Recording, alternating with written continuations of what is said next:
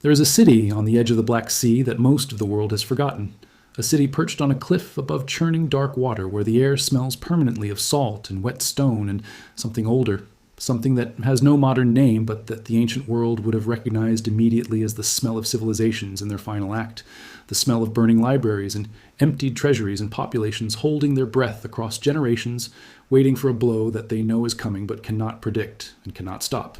And the city is Trebizond. And what happened here across 2.5 centuries is one of the most extraordinary and most deliberately overlooked stories in the entire history of the medieval world. Because Trebizond was not merely a city, it was an argument. It was a living philosophical and political argument made in stone and silk and gold and liturgical Greek against the proposition that Byzantium was finished, that the civilization which had kept the intellectual and cultural inheritance of Rome and Greece alive through 1,000 years of pressure and invasion and internal catastrophe had finally, at last, been extinguished. And the argument that Trebizond made was not theoretical, it was architectural, it was military, it was dynastic, it was diplomatic, it was conducted simultaneously in 12 languages across 3 continents,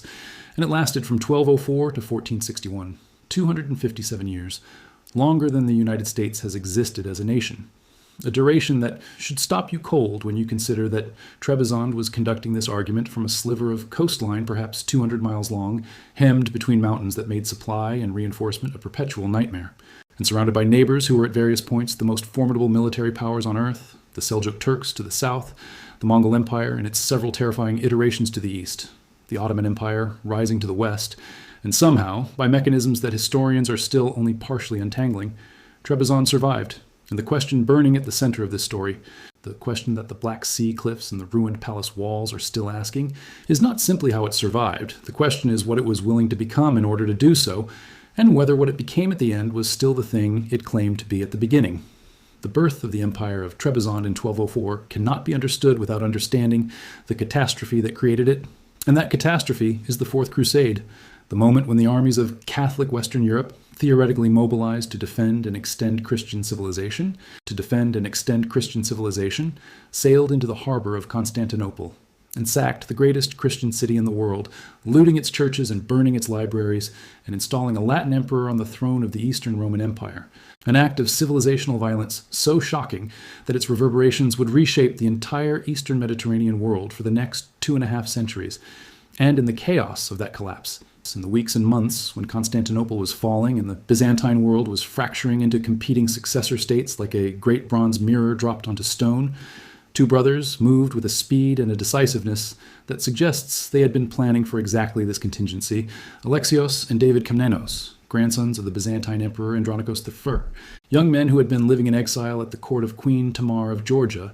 a ruler whose own extraordinary reign we have examined elsewhere, and who provided these 2 Byzantine princes with Georgian troops and Georgian gold and the kind of geopolitical backing that turns desperate gambles into founding moments. And the brothers moved along the Black Sea coast and took Trebizond before the dust of Constantinople's sacking had fully settled. And Alexios declared himself Emperor of the Romans, a title of staggering ambition for a man controlling a narrow coastal strip with a borrowed army. A title that was simultaneously a claim, a challenge, and a statement of intent directed at every other successor state that was simultaneously crystallizing out of the Byzantine collapse.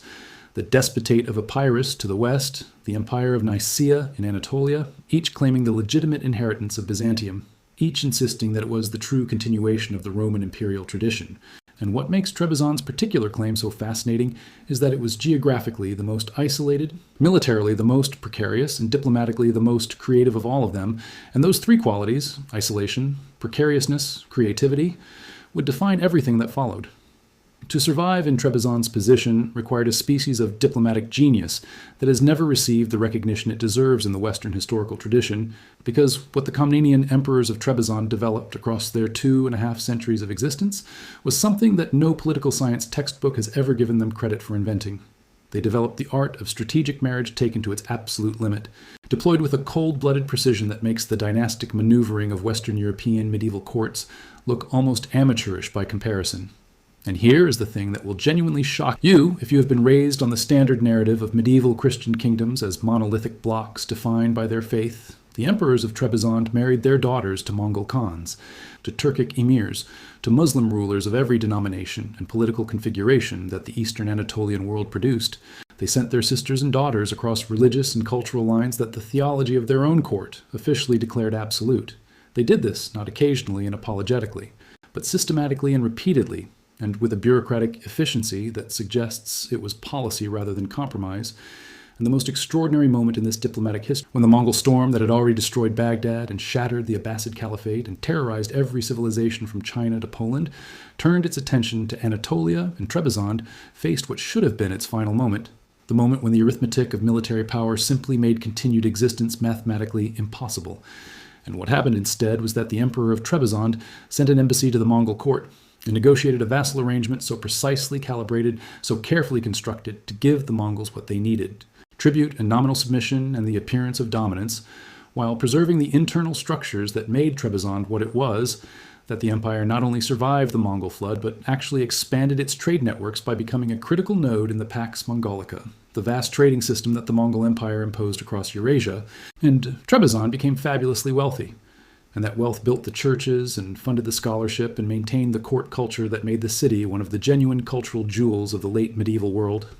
Now comes the part of this story that requires us to look at Trebizond not with the romantic admiration that its extraordinary longevity and cultural sophistication tend to inspire,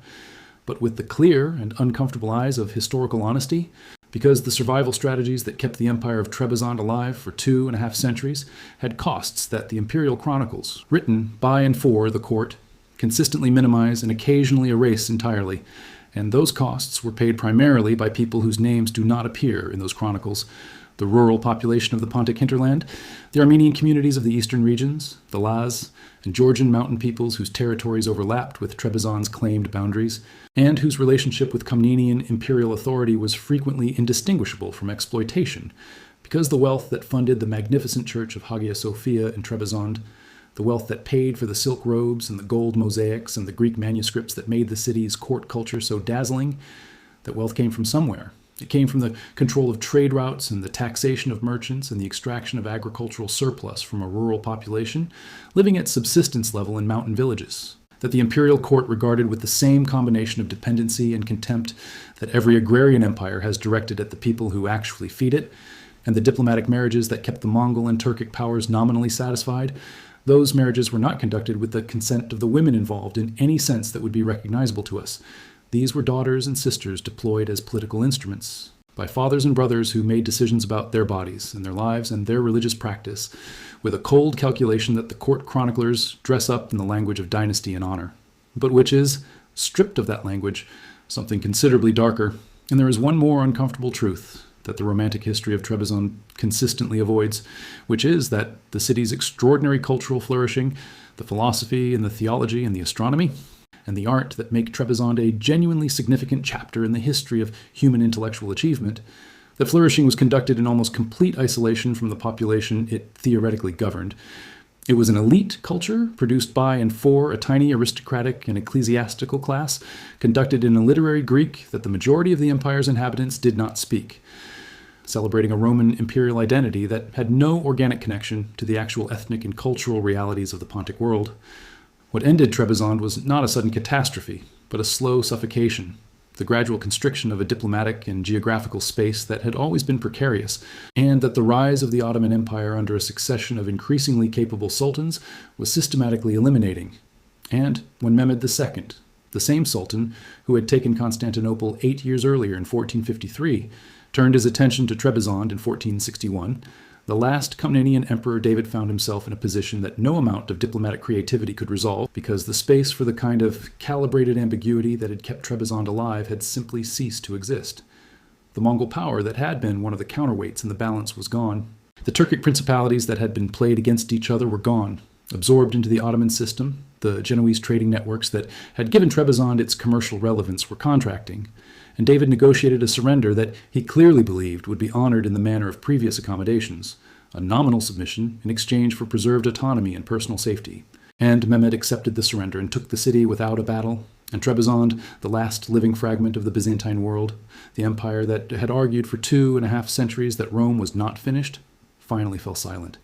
And David Komnenos and his sons were executed 3 years later, in 1463, on charges of conspiring against the Ottomans, charges that may or may not have been accurate, but that were certainly convenient. And the dynasty that had survived Mongols and Seljuks and Latin Crusaders and every other force the medieval world could generate ended on an execution ground in Constantinople, which has a symmetry to it that history seems almost to have arranged deliberately. And today the Church of Hagia Sophia in Trabzon, which is what Trebizond is called now, stands in the middle of the modern Turkish city as a museum, its Byzantine frescoes partially preserved, partially whitewashed from its centuries as a mosque, and the Black Sea still crashes against the cliffs below the ruined palace. And the question that Trebizond lived and died asking, the question that every small civilization in the shadow of great powers must eventually answer, hangs in the salt air above those ruins with a weight that no political theory has ever fully resolved, which is this: if survival requires you to become something unrecognizable to your founders, if the compromises that preserve your existence hollow out everything that existence was supposed to mean, then what exactly have you saved, and for whom? And at the end, when the executioner's blade falls and the chronicles fall silent and the salt wind moves through the empty palace halls, was the argument worth making?